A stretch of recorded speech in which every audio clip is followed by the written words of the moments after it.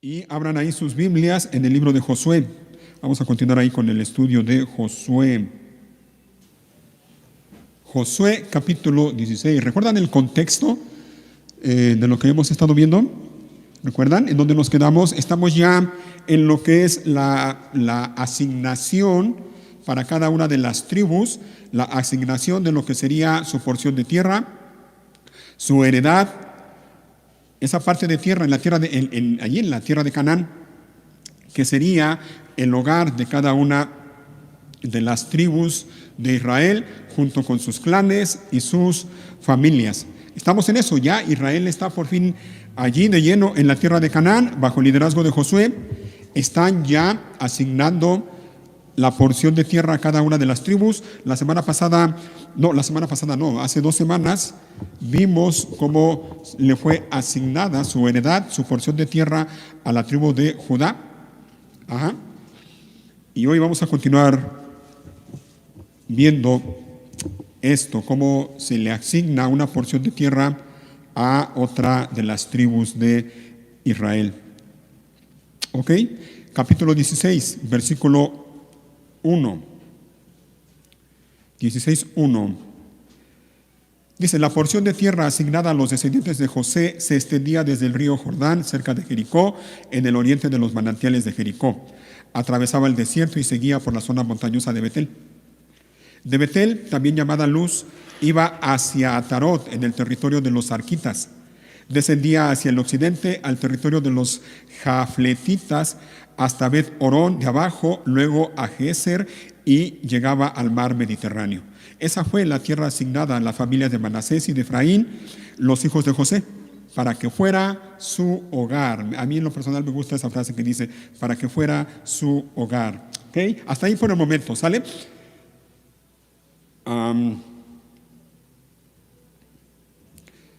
Déjenme mencionar brevemente, nada más, así brevemente, bueno, espero que sea breve, ¿de dónde se originaron las tribus de Israel? Las 12 tribus de Israel, de las que estamos leyendo y de las que estamos también estudiando aquí en el libro de Josué. Las tribus de Israel nacen o se derivan de los hijos de Jacob. Jacob fue hijo de Isaac y a la vez Isaac fue hijo de Abraham. ¿Ok? Entonces, Jacob tuvo 12 hijos. Esos 12 hijos son las 12 tribus de Israel. Pero hay un detalle que ahorita también lo quiero mencionar. Jacob tuvo 12 hijos con 2 esposas que tuvo. ¿Recuerdan cuáles son las 2 esposas de Jacob? Una de ellas se llamaba Lea y la otra Raquel. Perdón. Pero no solo con sus 2 esposas tuvo hijos, también tuvo hijos con 2 concubinas. Una de esas concubinas se llamaba Bila y la otra se llamaba Silpa. Esto lo pueden ver allá en Génesis capítulos 29, 30 y 35. ¿Ok? Entre los 12 hijos de Jacob había uno llamado José. La historia de José la conocemos bien, o creo que más o menos bien, ¿no? La leemos también allí en el libro de Génesis, a partir del capítulo 17, si la memoria no me falla. Desde cómo su padre lo amaba de manera especial a él y cómo sus hermanos, al darse cuenta de eso, tenían envidia de él y terminaron vendiéndolo como esclavo a Egipto, y en Egipto el Señor lo usó y lo bendijo hasta que José llegó a ser el segundo en importancia después de Faraón. Estando allí en Egipto, ya siendo el segundo en importancia después de Faraón, José se casó con una mujer egipcia llamada Asenat. Lo vemos ahí en Génesis 41.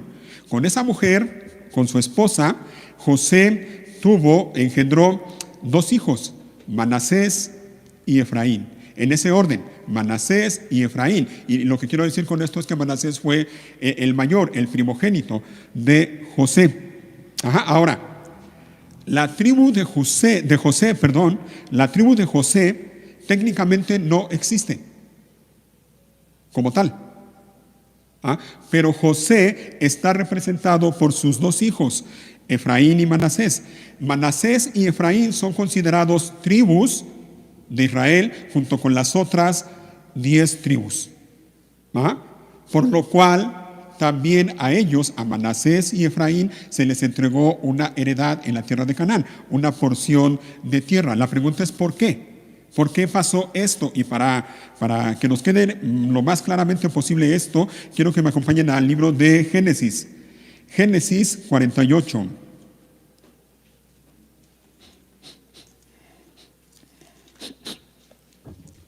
Génesis 48. Y vamos a leer un pasaje en el que vamos a ver a Jacob todavía con vida, pero ya prácticamente en los últimos días de su vida. Jacob, el padre de José y abuelo de Manasés y Efraín. ¿Ok? Génesis 48. Y dice así, versículo 1. Cierto día, no mucho tiempo después, le avisaron a José: a tu padre ya le queda muy poco tiempo de vida. Entonces José fue a visitarlo y llevó con él a sus dos hijos. ¿Quiénes eran? Manasés y Efraín, otra vez en ese orden, porque Manasés fue el mayor. 2. Cuando José llegó, le dijeron a Jacob que su hijo José había venido a verlo. Entonces Jacob cobró fuerzas y se incorporó en su cama. Jacob le dijo a José: el Dios Todopoderoso se me apareció en la aldea de Luz, en la tierra de Canaán, y me bendijo con estas palabras: te haré fructífero y multiplicaré tu descendencia. Haré de ti una multitud de naciones y daré esta tierra de Canaán a tus descendientes como posesión perpetua. Ahora, oigan, aquí viene, esto es la clave para entender por qué Manasés y Efraín son considerados como tribus de Israel. Dice el versículo 5, le dice Jacob a José: ahora reclamo como hijos míos a estos dos muchachos tuyos.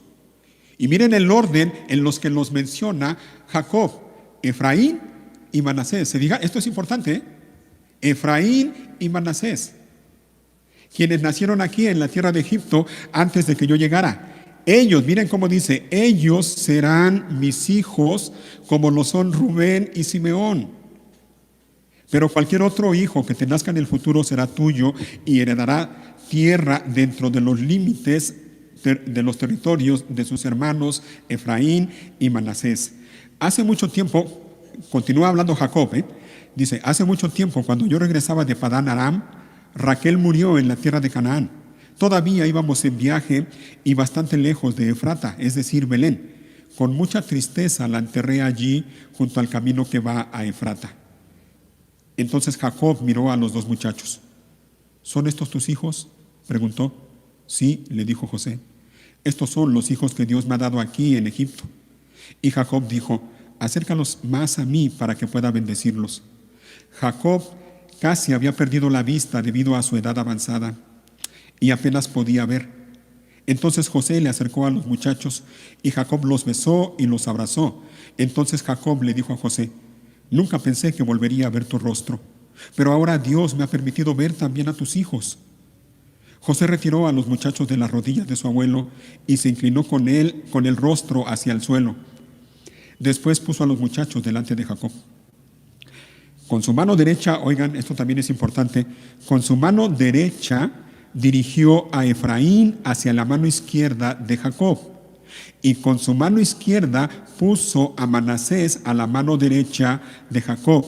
Pero Jacob cruzó sus brazos cuando los extendió para poner sus manos sobre la cabeza de los muchachos. Es decir, puso su mano derecha sobre la cabeza de Efraín, aunque era el menor, y su mano izquierda sobre la cabeza de Manasés, que era el hijo mayor. Luego bendijo a José con las siguientes palabras: que el Dios delante del cual caminaron mi abuelo Abraham y mi padre Isaac, el Dios que ha sido mi pastor toda mi vida hasta el día de hoy, el ángel que me ha salvado de todo mal, bendiga a estos muchachos, que ellos preserven mi nombre y el nombre de Abraham y de Isaac, y que su descendencia se multiplique en gran manera por toda la tierra. Pero, aquí viene, a José no le pareció lo que hizo su papá. Dice el 17, pero José se molestó cuando vio que su padre puso la mano derecha sobre la cabeza de Efraín. Entonces José se la levantó para pasarla de la cabeza de Efraín a la cabeza de Manasés. No, padre mío, le dijo, este es el hijo mayor, pon tu mano derecha sobre su cabeza. Pero su padre se negó a hacerlo. Ya lo sé, hijo mío, lo sé, respondió él. Manasés también llegará a ser un gran pueblo, pero su hermano menor será aún más grande y de su descendencia se formarán una multitud de naciones. Así que aquel día Jacob bendijo a los muchachos con esta bendición. El pueblo de Israel usará el nombre de ustedes cuando impartan una bendición. Dirán, que Dios los haga tan prósperos como a Efraín y a Manasés. De esta manera, Jacob puso a Efraín antes de Manasés.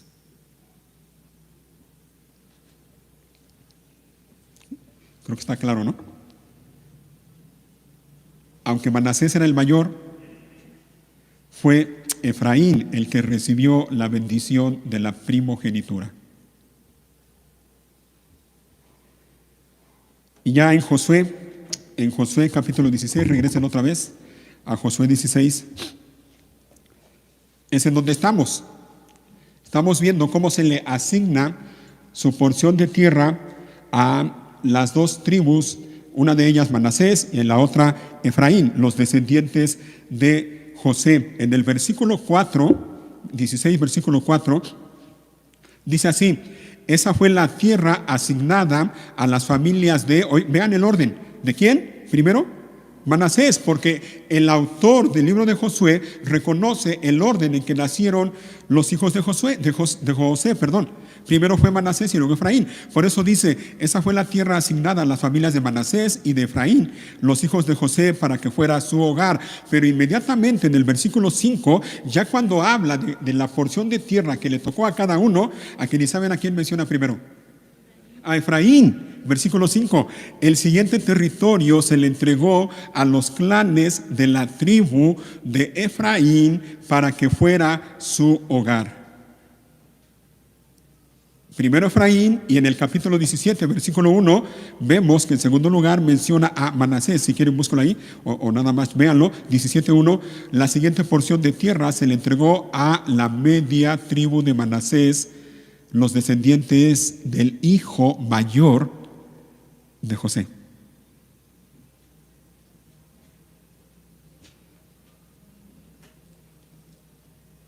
Y podemos seguir leyendo allí mismo, miren, capítulo 17, versículo 1, donde nos quedamos. Dice enseguida, Maquir, el hijo mayor de Manasés, fue el padre de Galaad. Dado que sus descendientes eran soldados con experiencia, oigan, ya se les había asignado la región de Galaad y la región de Basán al oriente del Jordán. ¿Recuerdan cuándo fue eso? La mitad o parte de la tribu de Manasés se quedó antes de cruzar el río Jordán. Y el resto de la tribu de Manasés pasaron el río y a ellos fue que se les entregó esta porción de tierra de la que se habla en el capítulo 17. Por eso es que se menciona de la media tribu de Manasés por un lado y la media tribu de Manasés por otro lado. Por eso es que se dividieron, porque unos se quedaron antes de cruzar el río y otros pasaron el río y se les dio su heredad del otro lado del río. Dice el versículo 2, capítulo 17, versículo 2. Así que la porción de tierra al oriente del Jordán quedó asignada a las familias restantes de Manasés, dentro de los clanes de la tribu de Manasés: Abiezer, Elec, Asriel, Siquem, Efer y Semida. Estos clanes representan a los descendientes varones de Manasés, hijo de José. Bueno, ¿y qué con esto? ¿Qué aprendemos de esto? ¿Qué nos recuerda esto? Y lo primero que quiero mencionar, y creo que esto nos lo recuerda, lo que sucedió con los hijos de José, nos recuerda la soberanía de Dios. Dios es soberano y Él hace lo que quiere, cuando quiere, con quien quiere y como quiere. Lo que pasó con los hijos de José, óiganlo bien, hermanos, no fue un error, ni un accidente, ni un capricho de Jacob que quería más a Efraín por encima de Manasés. No. Dios lo tenía todo perfectamente planeado para que sucediera así. Dios antes que Jacob, Dios escogió como primogénito a Efraín antes que a Manasés. Dios quiso en su soberanía, porque Él así lo quiso, Dios quiso que Efraín fuera más importante que Manasés. Hermanos, Dios es soberano. Dios sabe lo que hace, aunque a veces a nosotros no nos gusta. Y a veces nos molestamos y nos enojamos como José cuando su padre puso la mano derecha sobre Efraín, el hijo menor, y la mano izquierda sobre Manasés. Y no nos gusta, porque creemos que las cosas tienen que ser como nosotros queremos que sean. Y nos olvidamos de que Dios es soberano y que Él tiene todas las cosas bien planeadas y que toda nuestra vida, óyelo bien, toda tu vida está en las manos del Dios soberano y todopoderoso. No hay un solo detalle de tu vida que se escape ni a la mirada de Dios, ni a la mano de Dios, ni al poder de Dios, ni a la soberanía de Dios. Nada, nada. Todo lo que pasa, todo lo que ha pasado en tu vida desde que naciste hasta este día y el tiempo que viene por delante, los años que Dios te permita vivir, están en la mano del Dios soberano y todopoderoso. Y lo mejor que podemos hacer es confiar en eso. Confiar y descansar en la soberanía de Dios, en el cuidado de Dios. Confiar y descansar en que Dios sabe lo que hace, aunque nosotros no lo entendamos, aunque no sepamos por qué, pero Dios sí sabe. Y podemos descansar en eso. Señor, yo no sé por qué permites esto, pero puedo descansar en que tú sí sabes. Tú eres soberano y no hay nada que escape ni a tu mano ni a tu mirada. Eso es en primer lugar. En segundo lugar, y en esto quiero hablar un poquito más, quiero que nos detengamos un poquito más.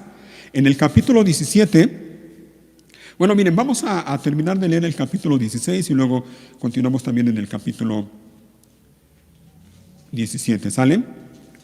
Nuevamente, capítulo 16, versículo 5.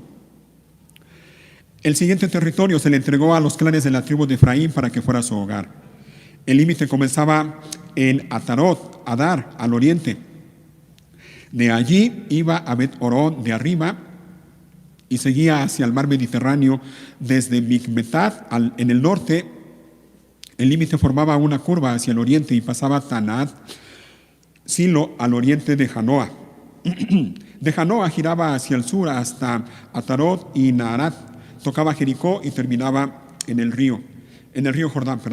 8. Desde Tapúa, el límite se extendía hacia el occidente a lo largo del barranco de Caná y luego al mar Mediterráneo. Esa es la tierra asignada a los clanes de la tribu de Efraín para que fuera su hogar. Además, algunas ciudades con sus aldeas vecinas en el territorio asignado a la media tribu de Manasés fueron separadas para la tribu de Efraín. Los de Efraín, sin embargo, no expulsaron a los cananeos de la ciudad de Geser, así que sus habitantes viven como esclavos entre el pueblo de Efraín hasta el día de hoy. Y de esto, si el Señor lo permite, vamos a hablar la próxima semana. ¿Ok? 17, ya leímos hasta el versículo 2, vamos a seguir a partir del versículo 3. Sin embargo, Zelofead, un descendiente de Efer, hijo de Galaad, hijo de Maquir, hijo de Manasés, no tuvo hijos varones, solo tuvo hijas, las cuales se llamaban Maala, Noa, Ogla, Milca y Tirsa. Ellas se presentaron ante el sacerdote Eleazar, ante Josué, hijo de Nun, y ante los líderes israelitas, y les dijeron: el Señor le ordenó a Moisés que nos diera una porción de tierra, al igual que a los hombres de nuestra tribu. Así que Josué les dio una porción de tierra junto con la de sus tíos, como el Señor había ordenado. Por lo tanto, todo el territorio asignado a la tribu de Manasés llegó a ser de 10 porciones de tierra, además de la tierra de Galaad y de Basán, que estaba al otro lado del río Jordán, porque las descendientes de Manasés también recibieron una porción de tierra, al igual que los descendientes varones. La tierra de Galaad se les entregó a los otros descendientes varones de Manasés. Ahí está, entonces se está haciendo la distribución de tierra.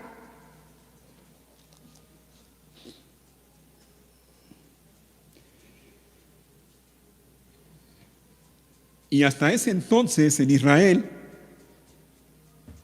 estaba estipulado que solo los hombres los varones tenían derecho o podían heredar una porción de tierra. Las mujeres no.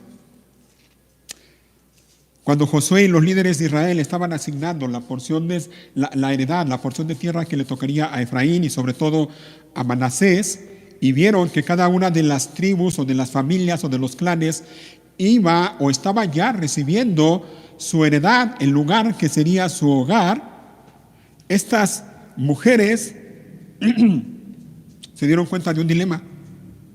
Ah, caray, ¿y nosotras? Porque somos mujeres. Y la tierra se está repartiendo únicamente entre los varones, entre los hombres de Israel. Pero nosotras, que somos hijas de Zelofead, somos sus únicas hijas. Nuestro padre no tuvo hijos. ¿Qué va a pasar con nosotros?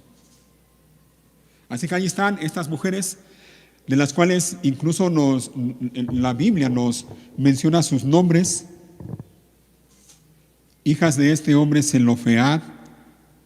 Una de ellas se llamaba Maala, otra Noa, otra Ogla, otra Milca y la otra Tirsa. 5 mujeres, sin hermanos, sin padre.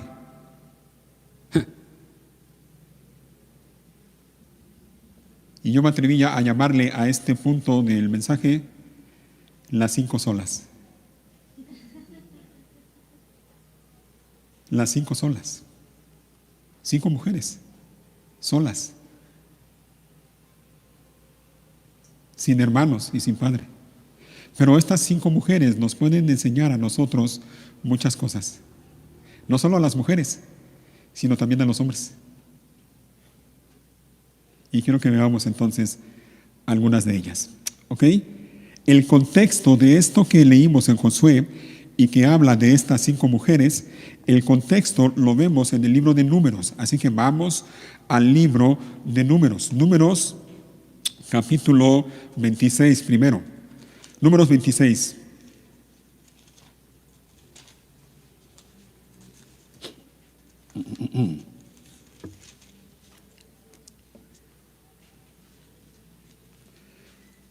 Y déjenme mencionar algo antes de leer aquí unos versículos en el capítulo 26 y luego en el capítulo 27 también. ¿Recuerdan cuando el pueblo de Israel andaba en el desierto y en una de esas un hombre llamado Balac quería maldecir al pueblo de Israel y para eso pidió la ayuda de un hombre llamado Balaam?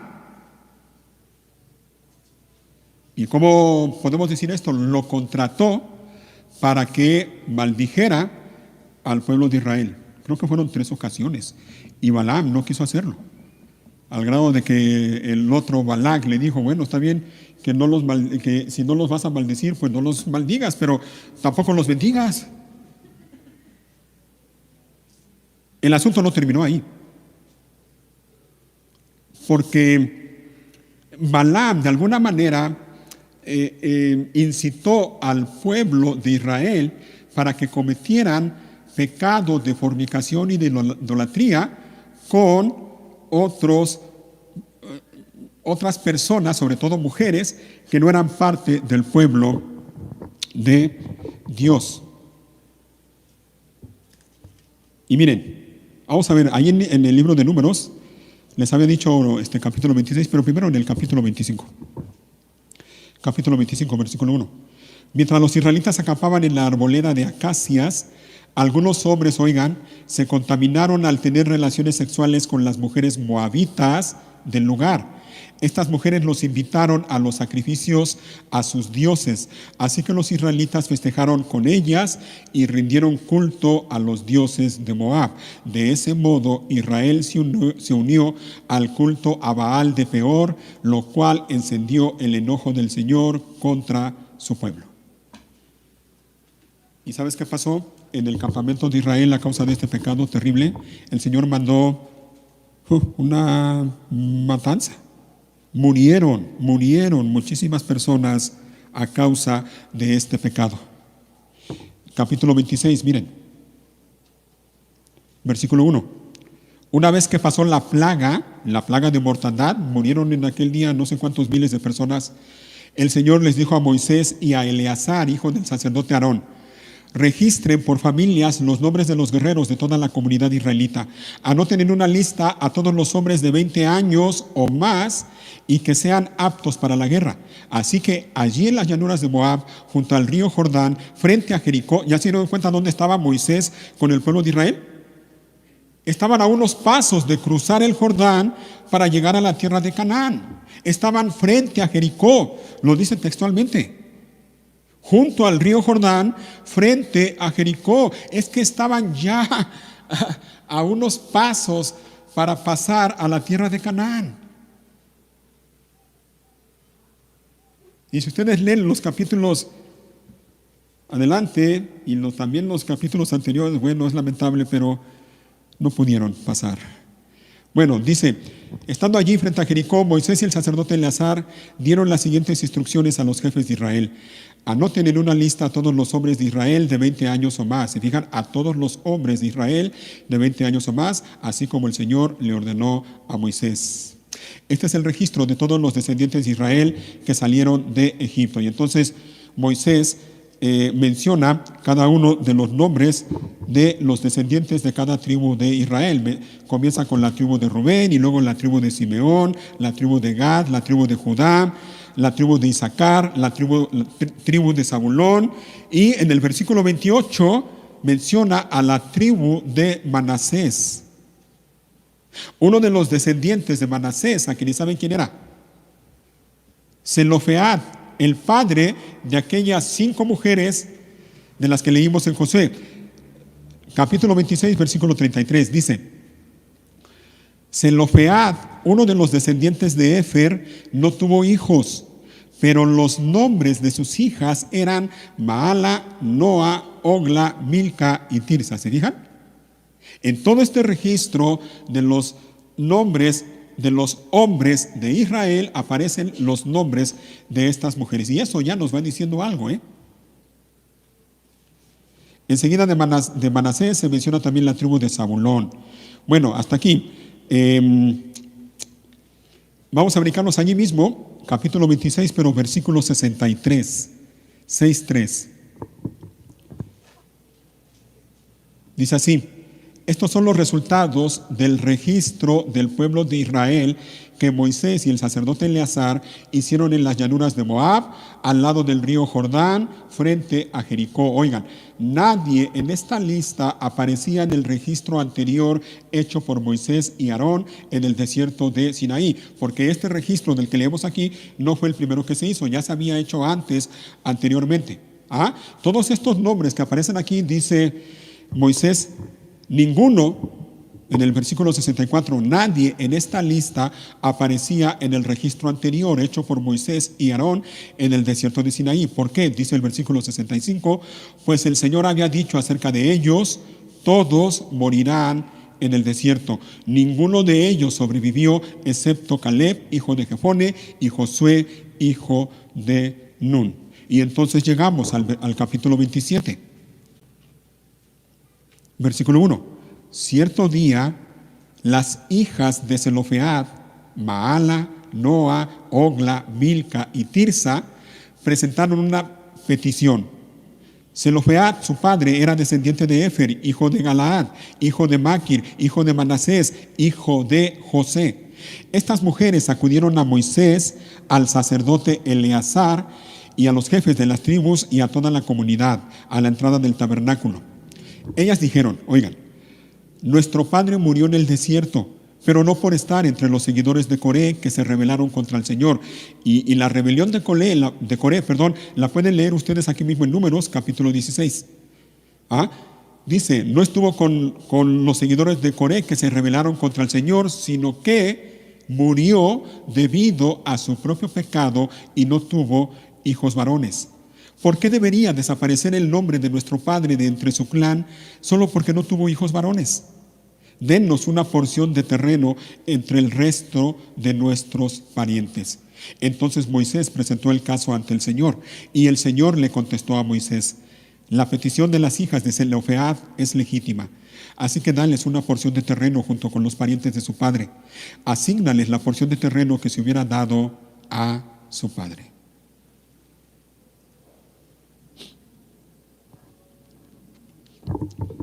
¿Se fijan? Así que repito, hasta este punto, en Israel, el derecho de heredar una propiedad era exclusivo de los hombres. Así que estas 5 mujeres, que por cierto, aquí en el pasaje de Números, cuando todavía estaba Israel en el desierto bajo el liderazgo de Moisés, estas mujeres todavía eran jóvenes. Bueno, al darse cuenta a estas mujeres de que su familia no recibiría una porción de tierra en Canaán, porque su padre no había tenido hijos varones, bueno, estas 5 mujeres se dispusieron a llevar su caso, se dispusieron a llevar su caso ante el Señor. Esto es importante, ante el Señor, y pedir justicia, y que se les diera el derecho de recibir una porción de tierra igual que a sus parientes varones. ¿Cómo lo hicieron? Ya lo leímos. Lo hicieron por medio de Moisés y los líderes de Israel. ¿Se fijan? Presentaron su petición delante de Dios, pero lo hicieron de la manera en que era necesario hacerla, delante de Moisés. Y por cierto, se dieron cuenta, no era únicamente Moisés, también estaba el sacerdote Eleazar y estaban los jefes de las tribus de Israel. Así que hicieron las cosas y las hicieron de la manera correcta. Y vamos a ver entonces algunas cosas más acerca de esto y que nos enseña esta historia de las hijas de Zelofehad. En primer lugar, estas mujeres confiaban en Dios. Estas mujeres confiaban en Dios. Ellas sabían que Dios es justo. Sabían que solo Él, que no hay justo como Él. Él es el justo, con mayúscula. Y tan es así que lo creían, que presentaron su caso delante de Dios por medio de Moisés y por medio del sacerdote Eleazar, porque sabían que al presentar su caso delante del sacerdote, sobre todo del sacerdote Eleazar, pero también de Moisés, su petición iba a llegar hasta delante de Dios. ¿Recuerdan qué fue lo que hizo Moisés? Dice en el versículo 5 que Moisés presentó el caso delante del Señor. Sabían que su petición llegaría delante de Dios. Pero ellas confiaban en Dios porque sabían que Dios es justo. Y para presentar su petición delante de Dios, ellas, repito, lo hicieron de la manera correcta, como debían hacerlo. Así que en primer lugar confiaban en Dios. Y confiaban en Dios porque sabían que Él es Dios justo. Pero no solo confiaban en Dios, también creían en Dios y esperaban en Él. Confiaban en Dios, pero también creían en Él y esperaban el cumplimiento de la promesa que Dios le había hecho a Abraham.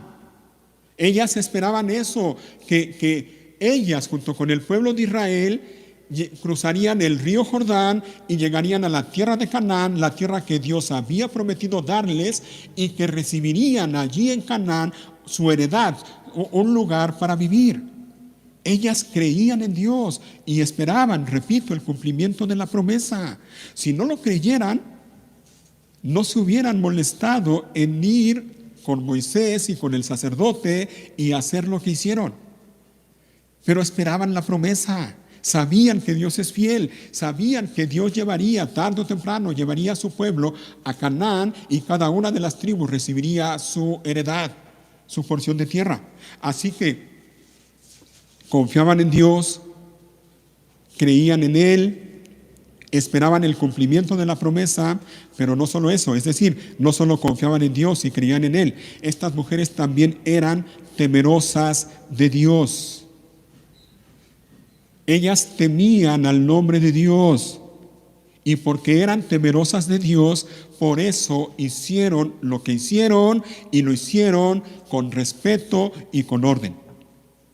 Fueron ante Moisés fueron ante el sacerdote Eleazar y ante los líderes de Israel. Y estando delante de ellos, se dirigieron a ellos con respeto, con humildad y con gracia. Y noten lo que no hicieron.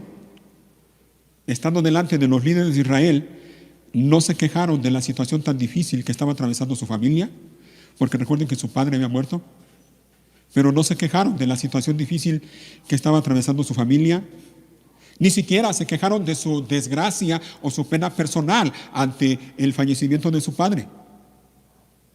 Tampoco se hicieron las víctimas.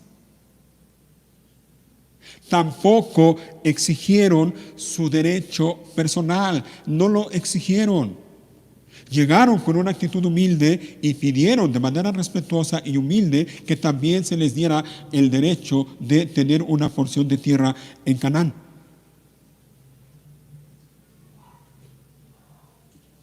No exigieron que se hicieran las cosas como ellas querían.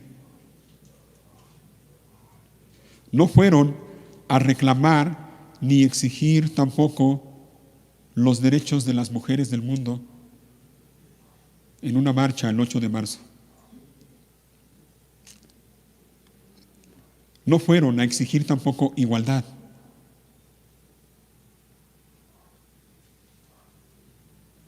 Hicieron las cosas con orden, con respeto, con humildad y con gracia. Y una vez que presentaron su petición delante de Moisés y el sacerdote Eleazar y de los líderes de Israel, dejaron el asunto allí y dejaron que los líderes asignados por Dios se hicieran cargo del asunto.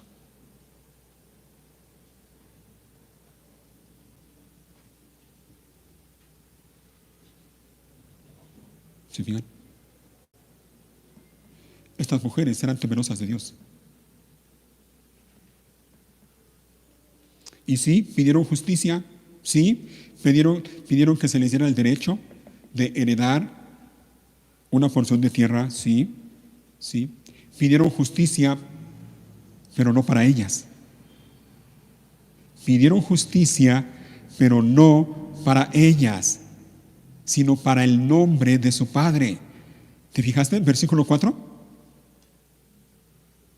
Dicen o preguntan ellas, ¿por qué debería desaparecer el nombre de nuestro padre de entre su clan solo porque no tuvo hijos varones? ¿Te fijas? Lo que a ellas les interesaba era eso, que el nombre de su padre desapareciera de los registros de Israel. Ellas no estaban peleando una porción de tierra física, no, a ellas les interesaba su familia, les interesaba el nombre de su padre. Exigieron justicia, sí, pero no para ellas, sino para el nombre de su padre. Y cuando lo hicieron, repito, de manera respetuosa y humilde. La única preocupación de estas mujeres era la continuidad del nombre de su padre.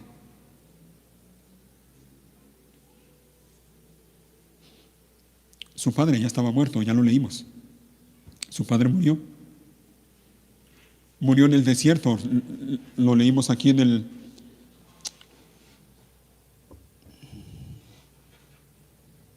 el versículo 3. Le dicen a Moisés y al sacerdote, nuestro padre murió en el desierto. Pero le hacen la aclaración y les dicen, pero no por estar entre los seguidores de Coré que se rebelaron contra el Señor. Si eso hubiera sido el caso, hubiera sido difícil que se les concediera a estas mujeres la petición que hicieron. De hecho, si hubiera sido el caso, tanto Zelofead junto con su familia hubiera muerto también en esa muerte que sufrió Coré y todos sus seguidores después de que se rebelaron contra el Señor. Pero ellas aclaran y le dicen a Moisés, no, nuestro padre no murió por estar entre los seguidores de Coré que se rebelaron contra el Señor, sino que murió debido a su propio pecado y no tuvo hijos varones. Así que queda claro ese asunto, ¿no? Su padre no había estado involucrado en la rebelión de Coré. ¿Y qué pasó entonces con el padre de estas mujeres, con Zelofead? Que su padre murió de manera natural, muy probablemente en el desierto, pero como consecuencia del castigo sobre la nación de Israel por haberse rebelado contra él después de que escucharon el informe que dieron aquellos 10 hombres que regresaron de explorar la tierra de Canaán. ¿Recuerdan?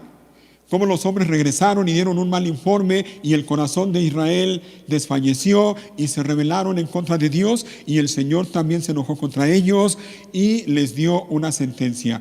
Todos estos que se rebelaron en contra mía y que han hablado en contra de mí no van a llegar a la tierra de Canaán, van a quedar postrados en el desierto. Y así pasó. Todos los mayores de 20 años o de 20 años para arriba quedaron postrados en el desierto. Entre ellos estaba Zelofead, el padre de estas mujeres. Murió en el desierto por su propio pecado. Por eso es que digo que muy probablemente a estas alturas estas mujeres eran jóvenes.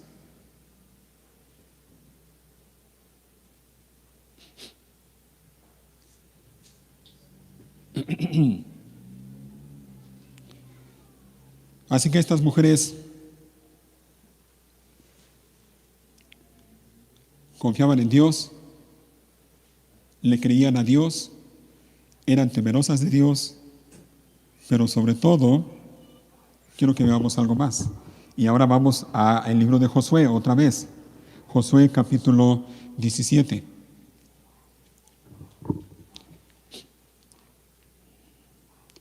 Ya cuando está el pueblo de Israel allá en Canaán y ya cuando se está repartiendo la tierra, ellas se acordaron de lo que el Señor había dicho acerca de ellas por medio de Moisés y se dirigieron nuevamente, y verán cómo siguen haciendo las cosas en orden.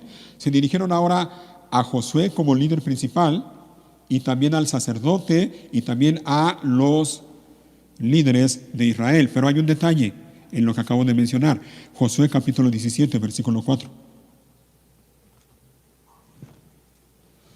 Dice que ellas se presentaron ante, ¿y quién se menciona primero? El sacerdote Eleazar.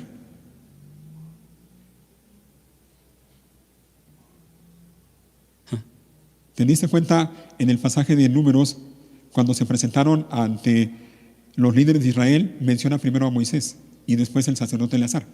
Pero aquí primero menciona a Eleazar y luego a Josué y después ante los líderes. Pregunta, ¿por qué crees que se menciona primero al sacerdote? Y no tienes que responder, nada más piensa. ¿Por qué crees que se menciona primero al sacerdote Eleazar? Y por cierto, una nota, no sé si te diste cuenta, pero Eleazar fue uno de los que sí pasó a la tierra de Canaán, porque él tuvo la bendición de estar ministrando al Señor bajo el liderazgo de Moisés, y ahora lo vemos también ministrando al Señor bajo el liderazgo de Josué. Pero ¿por qué se menciona primero al sacerdote? Bueno, la razón creo que es sencilla, pero es bien importante. Porque lo que estaba en juego, óyelo bien, lo que estaba en juego era más que un simple pedazo de tierra. El asunto no era solamente un asunto físico. Lo que se estaba disputando, si lo puedo decir así, no era los terrenos de la abuela, como andan por ahí diciendo. No, no era un asunto físico. Óyelo bien, era un asunto espiritual. Lo que estaba en juego era estar en la tierra prometida. Lo que estaba en juego era participar de la promesa de Dios. Lo que estaba en juego era que la familia de estas 5 mujeres permaneciera dentro del pueblo de Dios, disfrutando de las bendiciones de Dios y disfrutando de la comunión con Dios junto con el resto del pueblo. ¿Te fijas? No era un asunto nada más de un pedazo de tierra. No era un asunto físico, era un asunto espiritual. Y por eso se menciona primero a Eleazar, porque Eleazar era el intermediario como sacerdote, intermediario entre Dios y el pueblo. Estas mujeres eran temerosas de Dios e hicieron las cosas como debían hacerlas, en orden, y se dirigieron a las personas indicadas en el orden adecuado.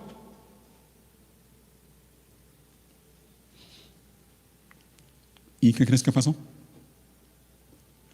Dios se agradó de ellas. Vamos a regresar a Números 27 otra vez, por favor. Números 27. Leímos hasta el versículo 4 hace un momento, ahora a partir del versículo 5. No, creo que sí lo leímos, pero vamos a leerlo nuevamente. 27:5. Entonces Moisés presentó el caso ante el Señor y el Señor le contestó a Moisés. Mira qué respuesta, Versículo 7. La petición de las hijas de Zelofead, es legítima. La petición de estas 5 mujeres es legítima. Así que dales una porción de terreno junto con los parientes de su padre. Asígnales la porción de terreno que se hubiera dado a su padre. Así que ya, cuando están en Canaán, bajo el liderazgo de Josué, lo único que hicieron estas mujeres fue presentarse delante del sacerdote Eleazar, delante de Josué y delante de los líderes del pueblo, y únicamente les recordaron lo que Dios había dicho al respecto por medio de Moisés. Fue lo que hicieron, nada más.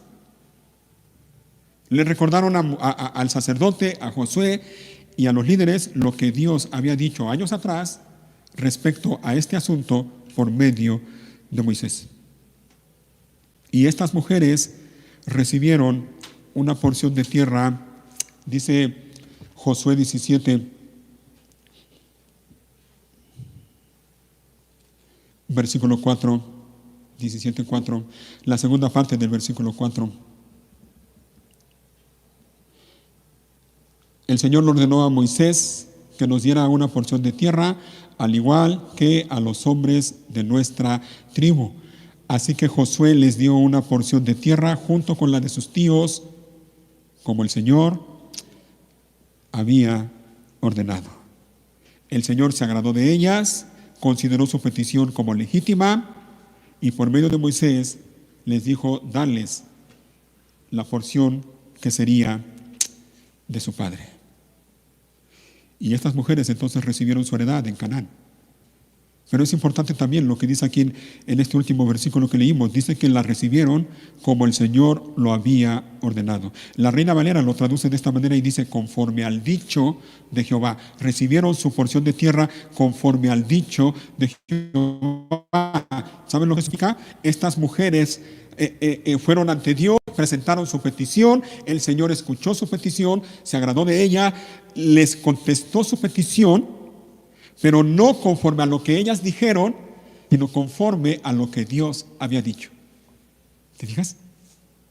Su petición fue escuchada y concedida, pero no conforme a lo que ellas dijeron, sino conforme a lo que Dios dijo, conforme al dicho de Jehová.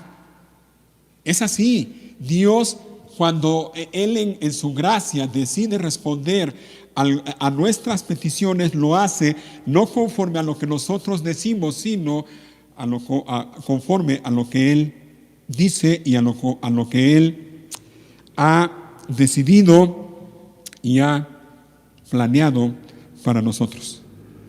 Es conforme a la palabra de Dios, es conforme al dicho de Dios, no conforme a lo que nosotros decimos.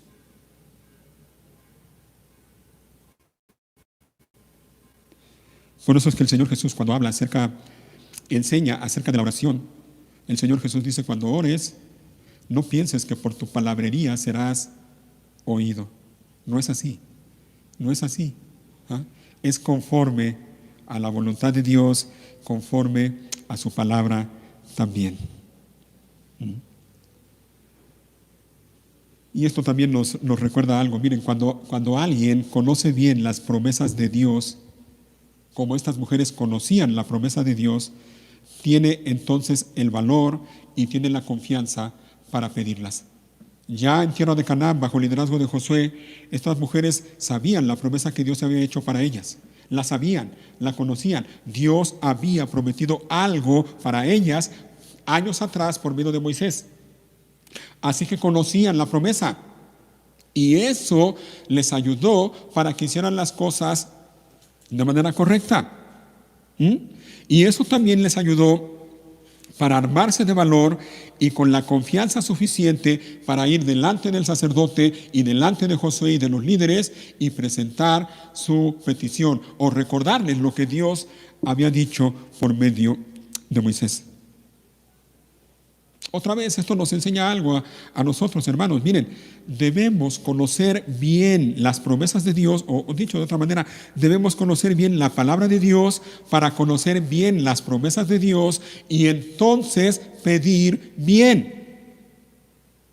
Lo repito, debemos conocer bien la palabra de Dios para conocer bien las promesas de Dios y entonces pedir bien. ¿Sabes por qué? Por lo que dice el apóstol Pablo en su carta a los Romanos, que no sabemos pedir como conviene. No sabemos. Pero gracias a Dios, porque el Espíritu Santo intercede por nosotros con gemidos indecibles. Debemos conocer la palabra de Dios, hermanos, para conocer lo que Dios dice en su palabra, para conocer sus promesas y entonces cuando vayamos a Él en oración, orar conforme a su palabra y pedir conforme a su palabra. El problema de mucha gente que se atreve muchas veces con insolencia y arrogancia a pedirle o aún exigirle cosas a Dios es porque no conocen la palabra de Dios. Y se presentan, según ellos, delante de Dios y se atreven a exigirle, a reclamar. Pero es porque no conocen la palabra de Dios. A estas alturas hay personas que se atreven a decir con toda arrogancia e insolencia, se atreven a decirle a Dios, no aceptamos un no por respuesta. Imagínate, qué insolencia. Y todo se desprende porque no conocen las promesas de Dios y no conocen las promesas de Dios porque no conocen la palabra de Dios.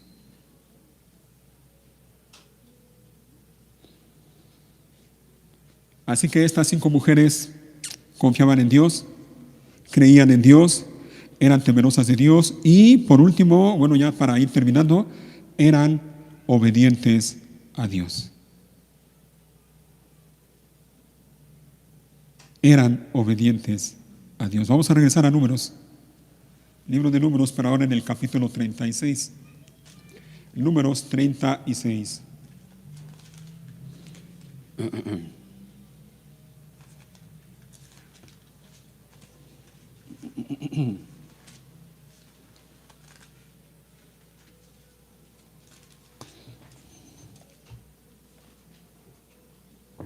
Dice en el versículo 1, esto ya fue cuando Dios por medio de Moisés le dijo a Moisés y al pueblo también, incluyan a las mujeres. Estas mujeres, su petición es legítima, tienen ahora el derecho de que también reciban una heredad en la tierra de Canaán. Pero entonces después de esto, también hubo otro dilema y vamos a verlo aquí en Números 36, versículo 1. Luego los jefes de los clanes de Galaad, descendientes de Maquir, hijo de Manasés, hijo de José, se presentaron ante Moisés y los líderes de las familias de Israel con una petición. Dijeron a Moisés, el Señor te dijo que repartieras la tierra entre el pueblo de Israel por sorteo sagrado. El Señor te dijo que la porción de tierra que pertenece a nuestro hermano Zelofehad se la dieras a sus hijas. Sin embargo, si ellas se casan con hombres de otra tribu, llevarán consigo sus porciones de tierra a la tribu de los hombres con quienes se casen. De esa manera, el área total de la tierra de nuestra tribu se reducirá. Entonces, cuando llegue el año del jubileo, esa porción de tierra se agregará a esa nueva tribu y provocará que nuestra tribu patriarcal la pierda para siempre. Así que Moisés les dio a los israelitas, de parte del Señor, el siguiente mandato. El reclamo de los hombres de la tribu de José es legítimo. Esto es lo que el Señor ordena acerca de las hijas de Zelofehad. Oigan, permítanles casarse con quienes deseen, siempre y cuando sea alguien de su propia tribu patriarcal. No se permite que ninguna tierra se transfiera de una tribu a otra, ya que toda la tierra asignada a cada tribu debe permanecer dentro de la tribu a la que inicialmente fue concedida. Las hijas de todas las tribus de Israel que estén en línea para heredar la propiedad deben casarse dentro de su propia tribu. De esta manera todos los israelitas conservarán sus propiedades patriarcales. Ninguna porción de tierra debe pasar de una tribu a otra. Cada tribu de Israel debe conservar la porción de tierra que le fue asignada. Entonces, versículo 10, las hijas de Zelofehad, ¿qué hicieron? Hicieron lo que el Señor le ordenó a Moisés. ¿Qué cosa? Maala, Tirsa, Ogla, Milca y Noa, todas se casaron con sus primos por parte de su padre, dentro de los clanes de Manasés, hijo de José. De este modo, su herencia de tierra permaneció dentro de su tribu patriarcal.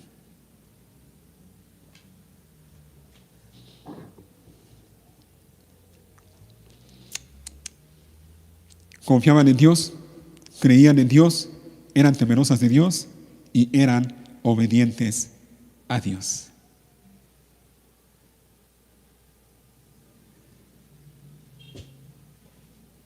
Y lo que hicieron estas mujeres, allá bajo el liderazgo de Moisés, sentó un precedente para el pueblo de Israel. Estableció un precedente en Israel sobre el derecho de las mujeres a recibir herencia, un derecho que hasta entonces, como dije al principio, no tenían. Números 27, regresan aquí mismo, Números, capítulo 27. Ahora, versículo 8, 27, versículo 8. Le dice el Señor a Moisés: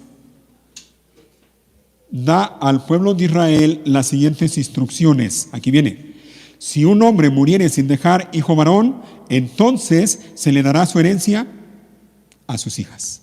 ¿Te fijas? Hasta entonces esto no estaba estipulado en la ley, pero a partir de este caso con las hijas de Zelofehad quedó estipulado para siempre.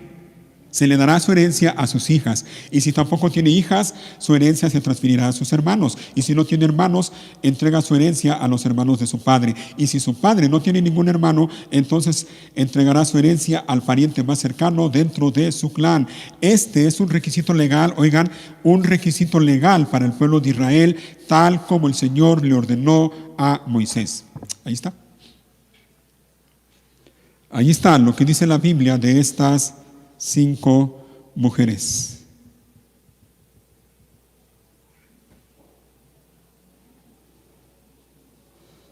¿Te aprendiste los nombres de estas mujeres? Y por cierto, yo creo que son buenos nombres, ¿no? Para una hija.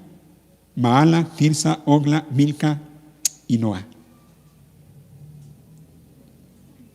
Su valor y su confianza dejaron un precedente en Israel.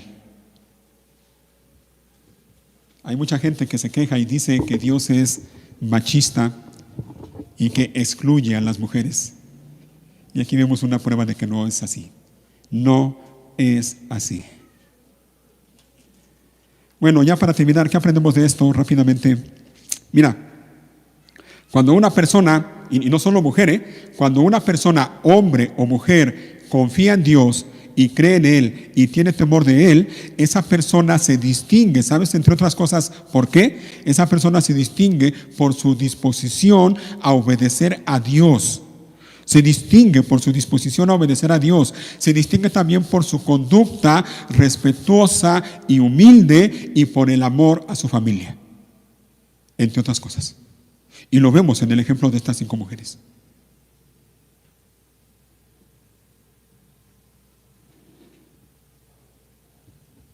¿Qué más aprendemos de esto? Bueno, mira,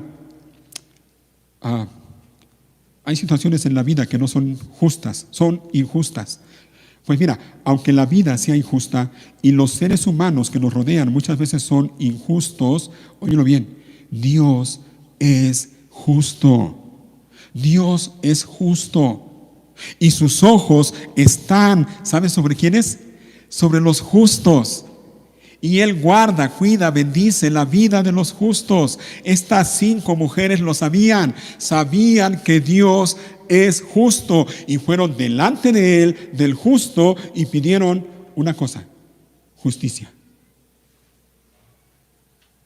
Y vuelvo y repito, no para ellas, sino para el nombre de su Padre. Ellas estaban buscando que el nombre de su Padre no se desapareciera.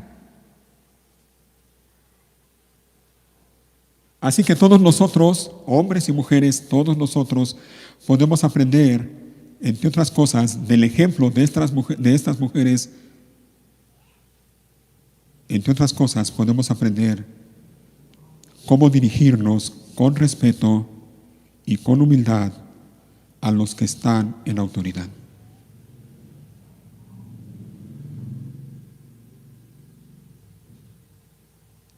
Estas mujeres se dirigieron a la autoridad, pero lo hicieron con respeto y con humildad. Es lamentable y bochornoso los casos que vemos en el internet o en las redes sociales. Y hace poco fue uno muy sonado, ¿no? De una mujer que descargó su ira y insulto tras insulto, ante un policía.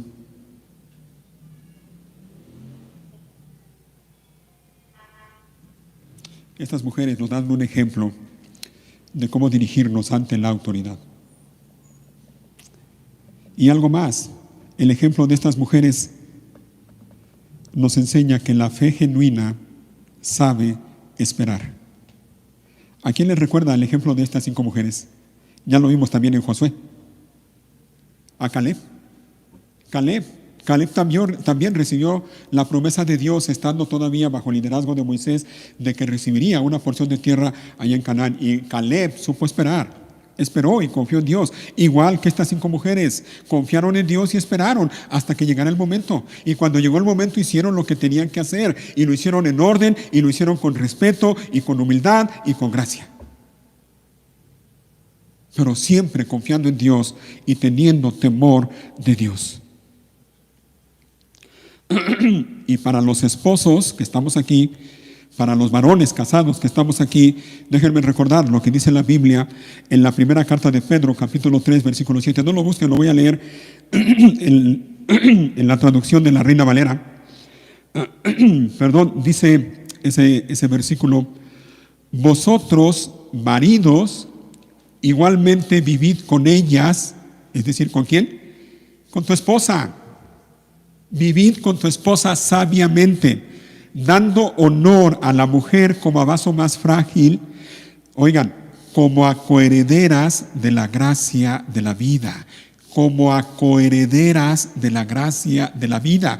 Dios, en su soberanía y en su gracia y en su misericordia, quiso que su pueblo esté formado por gente de todo pueblo, tribu, lengua y nación, sean hombres o mujeres, sean jóvenes o ancianos, sean niños o adultos. Dios no excluye a las mujeres de ninguna manera. Y el pasaje dice que las mujeres son, junto con nosotros, coherederas de la gracia de la vida. ¿Te fijas? Dios también extendió su gracia y su misericordia para ellas. Y nosotros como esposos estamos llamados por Dios a tratar a nuestra esposa de manera sabia, dándole honor a mi esposa. Yo soy llamado por Dios a darle honor a mi esposa y tratarla como a vaso frágil, porque ella junto conmigo es coheredera de la gracia de la vida. Y por último, y esto lo menciono como preparación para la cena del Señor, que vamos a celebrar dentro de un momento, es esto. El ejemplo de estas mujeres, de estas 5 mujeres, estas mujeres nos recuerdan que podemos acercarnos confiadamente al trono de la gracia para alcanzar misericordia y hallar gracia para el oportuno socorro. Ellas se acercaron al trono de la gracia. Ellas presentaron su petición delante de Dios y lo hicieron, ¿recuerdas? ¿Por medio de quién? Por medio del sacerdote Eleazar. Repito, estas mujeres nos recuerdan eso, que tú y yo podemos acercarnos confiadamente al trono de la gracia para alcanzar misericordia y hallar gracia para el oportuno socorro. ¿Por medio de quién? Por medio del único mediador que hay entre Dios y los hombres. ¿Quién es Él? Jesucristo, hombre. Nuestro gran sumo sacerdote. Pónganse de pie, por favor, y voy a pedir a Samuel que busque allí o que ponga en la pantalla una cita de Hebreos capítulo 4, versículo 14 y hasta el 16. Hebreos 4, 14 al 16. Un pasaje que conocen ustedes igual que yo. Dice la palabra de Dios allí: por lo tanto, ya que tenemos un gran sumo sacerdote que entró en el cielo, ¿quién es Él? Jesús, el Hijo de Dios. Aferrémonos a lo que creemos. Nuestro sumo sacerdote comprende nuestras debilidades porque enfrentó todas y cada una de las pruebas que enfrentamos nosotros. Sin embargo, Él nunca pecó. Así que acerquémonos con toda confianza al trono de la gracia de nuestro Dios. Allí recibiremos su misericordia y encontraremos la gracia que nos ayudará cuando más la necesitamos. Esto que acabamos de leer es lo que vamos a recordar dentro de un momento con el pan y con el jugo de uva. A nuestro gran sumo sacerdote que traspasó los cielos, que entró en el cielo, que tomó nuestro lugar, que se presentó delante de Dios en nuestro lugar. A nuestro gran sumo sacerdote que comprende cada una de nuestras debilidades, porque Él fue tentado en todo, pero sin pecado. Y gracias a Él y gracias a su sacrificio, ahora nosotros podemos acercarnos confiadamente al trono de la gracia de Dios. ¿Te fijas? Podemos hacerlo confiadamente. ¿Para qué? Para alcanzar misericordia y hallar gracia. Gloria a Dios por eso, porque todo es posible por el sacrificio de Cristo. Así que vamos a prepararnos para la cena del Señor y vamos a hacerlo teniendo en mente esto.